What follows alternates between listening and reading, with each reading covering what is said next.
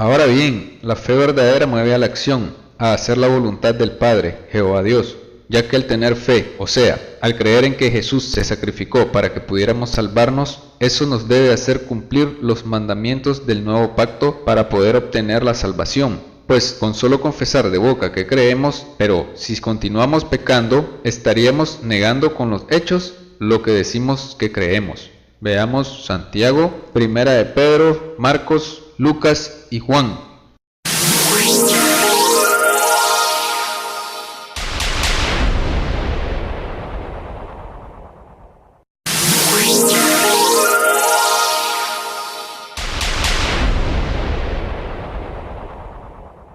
El Consolador no es más que el Espíritu Santo, que fue dado después a los apóstoles y discípulos de Jesús, y por medio del cual podían hacer los milagros y sanaciones. Y ya como puede ver, si algo pedís en mi nombre, yo lo haré. Hay que pedirle a Dios en nombre de Jesús. Pero para que sea realizado, recuerde, si me amáis, guardad mis mandamientos. O sea, hay que cumplir los mandamientos dados por Dios y por Jesús. A continuación, Jesús nos explica cómo se debe orar a Dios, qué se puede decir y cómo se puede ayunar para reforzar nuestra fe, y qué debemos hacer para que nuestras oraciones sean escuchadas y nuestras peticiones sean hechas por Jehová Dios en nombre de Jesús. Veamos Mateo.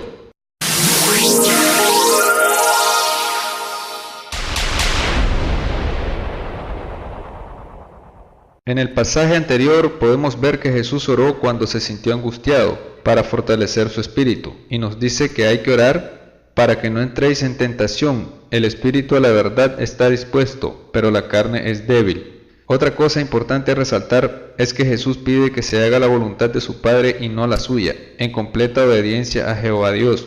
Veamos ahora Primera de Juan.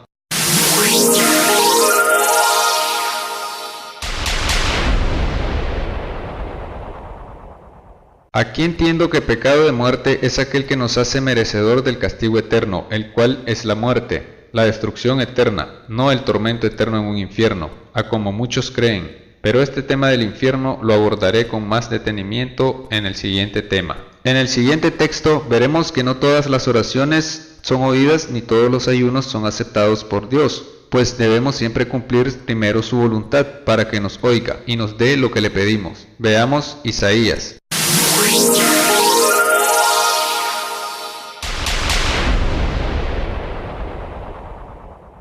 Ahora veremos la manera de comportarse y los sacrificios que debe hacer para ser considerado evangelista, cristiano, discípulo de Jesús o hijo de Dios.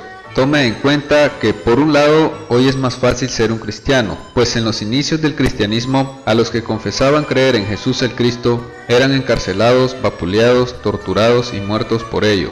Hoy en día esto sucede solo en algunos países que profesan religiones que no se basan en el verdadero y único Dios, Jehová. Sin embargo, hoy es más difícil cumplir en el sentido de que hay más distracciones del mundo y Satanás tiene más control de este y usa más herramientas para extraviar y confundir a la gente. Es por eso que el resto de religiones solo pueden provenir de Satanás, pues él es el que se complace en la destrucción, el caos, el daño, la mentira y la muerte.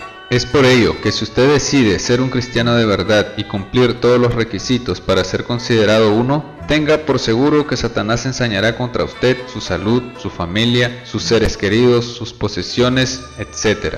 De esa manera él tratará de desanimarlo y de que no siga el camino que dejó Jesús para alcanzar la salvación, y que usted reniegue de Dios. Si no, recuerde el caso de Job, el siervo fiel de Dios que fue atacado por Satanás, pero que fue fiel hasta el final y fue recompensado. Sigamos viendo cómo debe ser un verdadero cristiano en Mateo.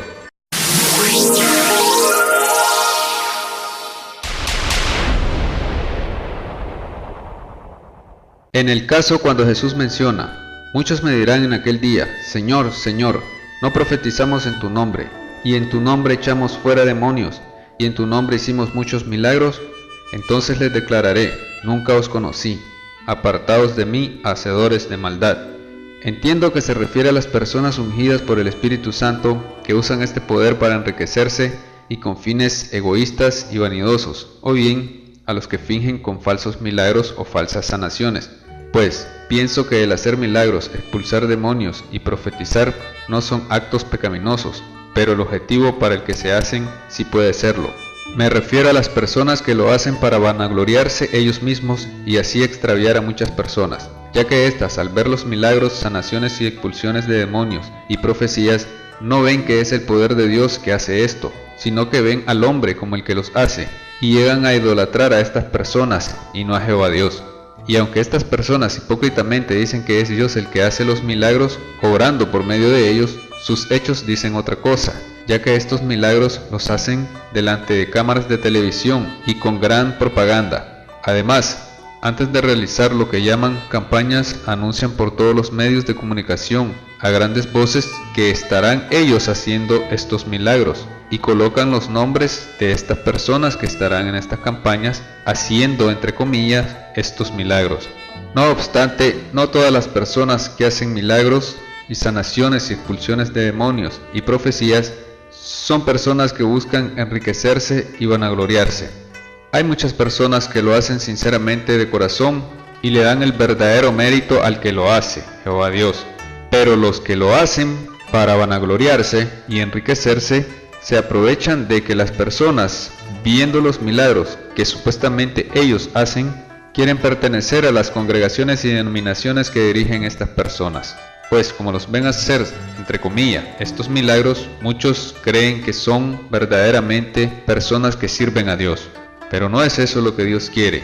Dios quiere que el discípulo de Jesús haga esto para ayudar a su prójimo y para que los incrédulos crean al ver el poder de Dios. Por lo que pienso que no se debe hacer ostentación ni se deben jactar por lo que por medio del poder de Dios llegan a hacer. Tampoco deben enriquecerse aprovechándose de que la gente quiere pertenecer a su congregación.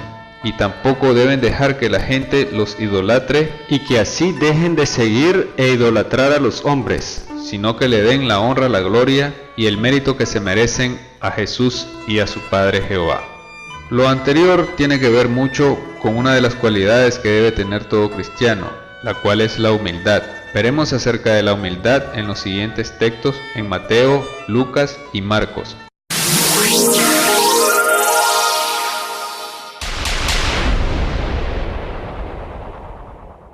Aquí se menciona el infierno, en donde los pecadores, los que no cumplen los mandamientos de Dios, tendrán su parte, o serán arrojados ahí luego de haber sido juzgados y hallados culpables. Pero como expresé anteriormente, el infierno será abordado ampliamente en el siguiente tema. Veamos ahora Marcos y Lucas.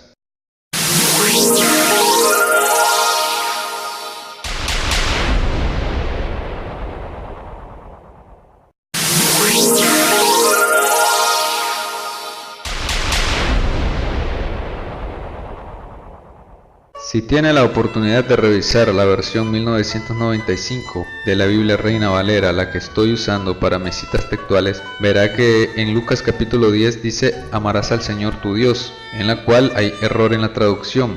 Veamos dónde está el error. Si usted ve en la traducción del Antiguo Testamento que hace esta misma versión, está de la forma correcta a como puede verificar en Deuteronomio capítulo 6 versículo 5, en el cual se escribe así: amarás a Jehová tu Dios, el cual es la cita textual que está haciendo Jesús en el Nuevo Testamento, a lo cual cabe la siguiente interrogante.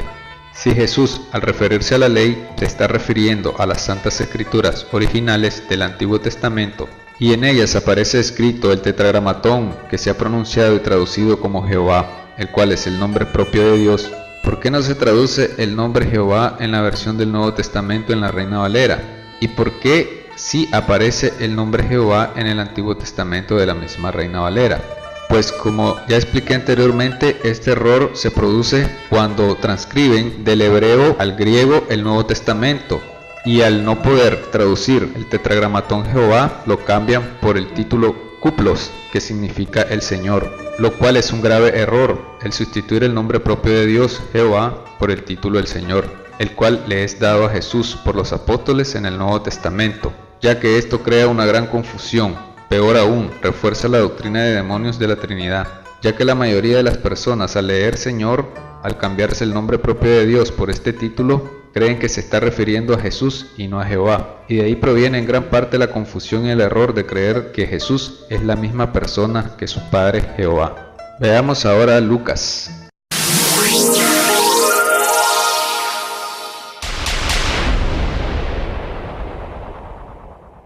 A como se puede deducir del texto anterior, la buena parte es la palabra de Dios, las buenas nuevas del Evangelio, el reino de Dios y la salvación por medio del rescate pagado por Jesús. Veamos ahora Lucas.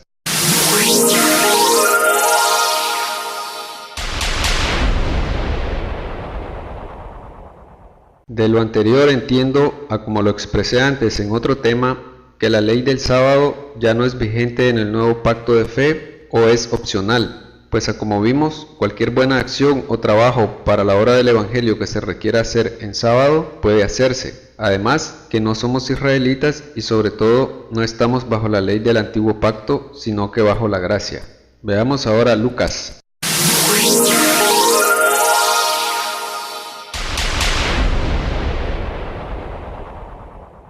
Aquí podemos ver claramente que los hombres de Dios, los profetas del antiguo pacto, tendrán un lugar importante en el reino de Dios. Entiendo que en el gobierno de este reino, ya que fueron personas que desempeñaron papeles muy importantes, cada uno a su debido tiempo, en los propósitos de Dios. Menciona a Abraham, a Isaac, a Jacob y a todos los profetas en el reino de Dios. Entonces vemos que estos profetas israelitas del antiguo pacto sí tienen lugar en este reino.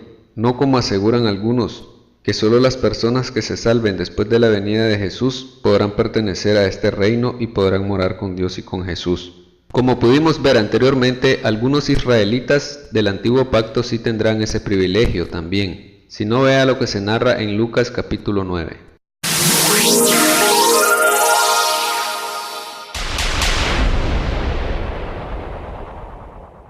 Entonces vemos que menciona a Moisés, el profeta que recibió el antiguo pacto, y a Elías, un profeta que se decía vendría antes de Jesús, y quien no fue más que Juan el Bautista, un hombre que ya anunciaba el reino de Dios antes que Jesús, y quien fue el mismo que bautizó a Jesús. Sin embargo, no debemos entender que Elías fue reencarnado en Juan el Bautista, sino que Juan el Bautista representaba en sus tiempos al profeta Elías. Ahora veremos por qué se asegura que Elías era Juan el Bautista, otro israelita que estaba bajo la ley aún, puesto que Jesús estaba vivo cuando Juan el Bautista murió, y como debe recordar, hasta que Jesús muere se confirma el nuevo pacto. Note lo que está escrito en Mateo capítulo 17.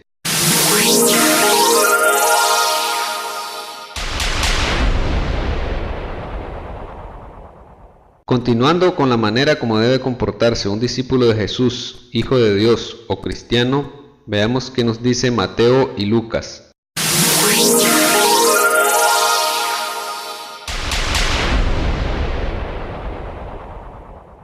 En el texto anterior, en la versión 1995 de la Reina Valera, está escrito "y no aborrece a su padre". Yo lo considero un error. Pienso que debería estar escrito "y no renuncia a su padre", pues Jesús no nos iba a pedir que aborreciéramos a nadie, más bien insta a que amemos a nuestros enemigos. Y esta deducción es confirmada al final, donde en la misma versión, en este texto dice: "Cualquiera de nosotros que no renuncie a todo lo que posee, no puede ser mi discípulo". Aquí se usa la palabra renuncie, por lo que al inicio del texto lo más razonable debería ser que se use el verbo renunciar y no el verbo aborrecer. Ahora veamos Lucas y Juan.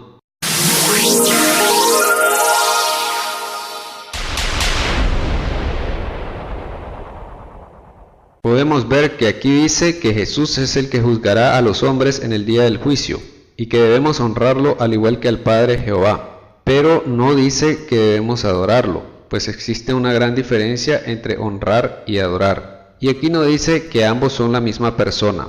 Tampoco dice que solo hay que honrarlo a Él, colocarlo en primer lugar y dejar a un lado a Jehová Dios el Padre, a como se hace en algunas religiones, sobre todo en muchas denominaciones de la religión evangélica. Jehová Dios, el Padre, es el que debe estar en primer lugar y por encima de cualquier otro, incluyendo a su Hijo Jesús. Pues el mismo Jesús así lo dijo y así lo hizo. Veamos ahora Juan y Hechos.